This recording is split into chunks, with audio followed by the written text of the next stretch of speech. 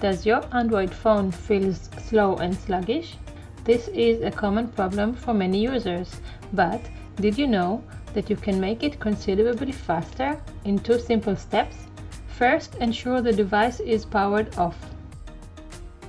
Then, simultaneously, press and hold the volume up, Bixby and Power buttons. Here I use Samsung Galaxy Note9, but this should work with most of Android devices. In the Android recovery menu, go ahead and wipe cache partition. Don't worry, you won't lose any data. Then press on Repair Apps. Now just wait a few minutes and enjoy a much faster phone.